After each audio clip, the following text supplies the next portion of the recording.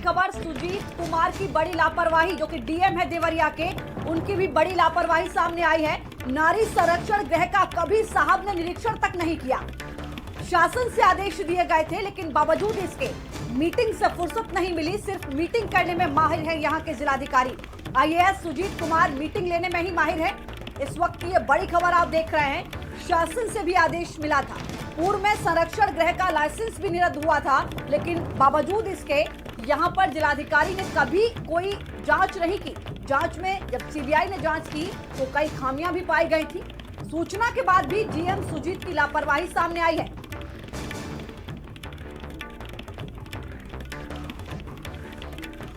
संवाददाता फरमान अब्बास इस बीच हमारे साथ लाइव जुड़े हैं। फरमान, एक बड़ा खुलासा मुजफ्फरपुर की तरह यूपी में भी बालिका गृह में बर्बरता सामने आई है। सवाल ये कि सीबीआई की जांच में इसको गलत पाया गया था, लाइसेंस भी निरस्त कर दिया गया था। बावजूद इसके एक बार भी जिलाधिकारी ने वहां की चीजों को जानने की कोशिश क्यों नहीं की? आखिर क्या वजह थी इसके पीछे? अब बिल्कुल एक बड़ी लापरवाही, खासतौर से अगर हम डीएम सुजीत कुमार की बात करें तो उनके तरफ से सामने आई है।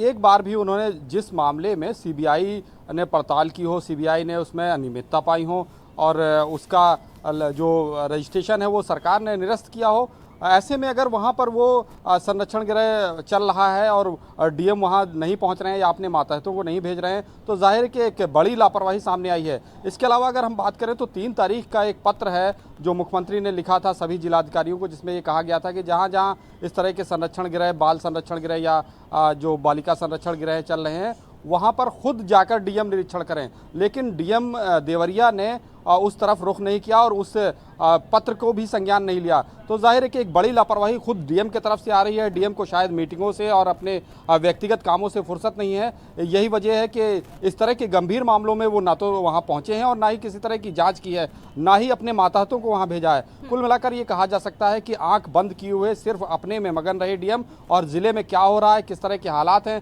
कहाँ पर किस तरह की अनियमितता है, उसकी इन्हें बिल्कुल भी परवाह नहीं रही।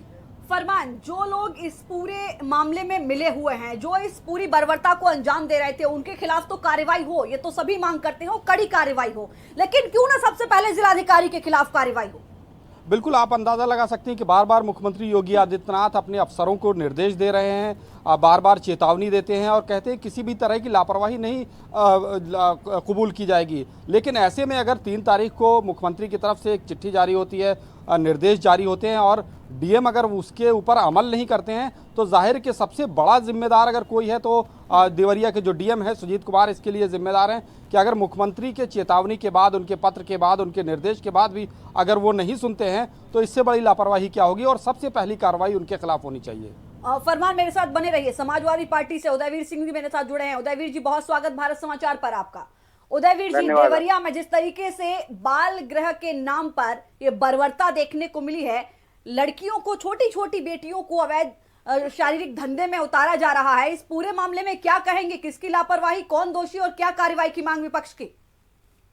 देखिए, जब ये मुजफ्फरनगर का मसला सामने आया था उसी समय पूरे प्रदेश के इन बाल संरक्षण घर जो हैं ये रखे गए हैं बच्चे बाल सुधार के लिए, इनकी जांच होनी चाहिए, क्योंकि यहाँ ये पहले घटना हुई है वो हमारा पड़ोसी जनपद है, पड़ोसी प्रदेश है और देवरिया से बहुत नजदीक है। इसमें प्रथम दृष्टया जिलाधिकारी की दोषी तो जिम्मेदारी तो सामने आई गई, जब जिलाधिकारी ने ये स्वीकार किया है खुद ही कि हम जाते थे लेकिन हमको अंदर नहीं घुसने दिया जाता था। इतना निकम्मा प्रशासन कैसे हो सकता है कि जिलाधिकारी को उसी के जिले में किसी प्रोमिसेस में जाने से रोक दिया जाए और वो चुपचाप जिले पद पे बैठा रहे। और जहां तक सरकार का सवाल है, मेरे साथ बने रहिए आप। अनिला सिंह सरकार भारतीय लगातार जनता पार्टी से मेरे साथ बालिकाओं जुड़ी हैं। उदयवीर जी, लौटूंगी आपके पास सर, मेरे साथ लगातार आप बने रहिए। अनिला सिंह जी, बहुत स्वागत भारत समाचार पर आपका। जी अनिला सिंह जी, देवरिया की खबर से शायद आप रूबरू हुई होंगी। 18 लड़कियों की तलाश चल रही है, 42 में से 24 लड़कियों को बरामद किया गया है। बालिका गृह के नाम पर देह व्यापार का धंधा यहां पर चल रहा था। कौन दोषी, किसकी लापरवाही और किसके खिलाफ कार्रवाई करी जाएगी? जिसकी लापरवाही, जिसकी दोषी और जो इसके लिए जिम्मेवार है उनके खिलाफ कार्रवाई होगी और जेल जाना पड़ेगा उनको। इसमें कोई भी नहीं बख्शे जाएंगे, ना ही किसी को संरक्षण दिया जाएगा। योगी आदित्यनाथ जी मुख्यमंत्री के रूप में उनके निर्देश बहुत स्पष्ट हैं। उसके बावजूद अगर जो जिम्मेवार हैं वो अपना कार्य उन्होंने एक घृणित रूप में किया है तो उनको सजा मिलेगी और अनिला बहुत सिंह सख्त जी, सजा मिलेगी। गोरखपुर से सटा हुआ देवरिया, नाक के नीचे लड़कियों के साथ देह व्यापार का धंधा चलता रहा और आप कह रही हैं कि कार्रवाई होगी, लेकिन सवाल यह कि जब सीबीआई ने वहां का लाइसेंस निरस्त कर दिया, बावजूद इसके वहां पर किसी ने कार्रवाई क्यों नहीं की? मैडम, जांच करने जिलाधिकारी या कोई अधिकारी वहां पर क्यों नहीं पहुंचा? जिम्मेदारी कौन लेगा इस बात की?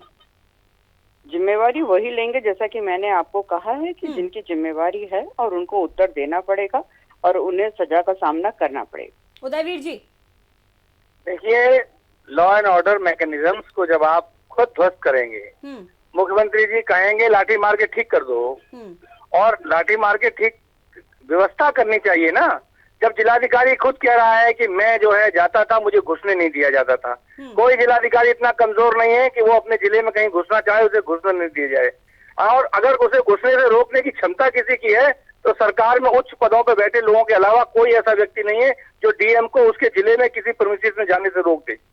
तो ये चाहे वो मिले हुए हो जिलाधिकारी, चाहे वो दबाव में हो, निश्चित तौर पर गवर्नमेंट ऑफ द डे को ये जिम्मेदारी लेनी पड़ेगी कि इतना ऑर्गेनाइज तरीके से बिल्कुल योगी जी के अपने गृह क्षेत्र में चल रहा है। तो आपके पॉलिटिकल लोगों के तो और भी मैकेनिज्म्स होते हैं, उन्हें पता होता है क्या हो रहा है क्या नहीं हो रहा, उनका गृह जनपद है। जिलाधिकारी को अंदर जाने से किसने रोका? किसका दबाव, किसका संरक्षण? मैं देखिए इतना जानती हूँ कि जिला अधिकारी को कोई नहीं रोक सकता है। अगर जिला अधिकारी इस प्रकार के बयान दे रहे हैं तो उन्हें कोई अधिकार नहीं है ऐसे पद पर रहने का। अधिकारी के अपने उनको पता है कि उनकी क्या शक्ति होती है। और उदयवीर जी, मेरे साथ बने रहिए। जिलाधिकारी महोदय का क्या कहना है, क्या वो बयान दे रहे हैं, पहले ये सुनाती हूँ, उसके बाद मैं सवाल करूंगी।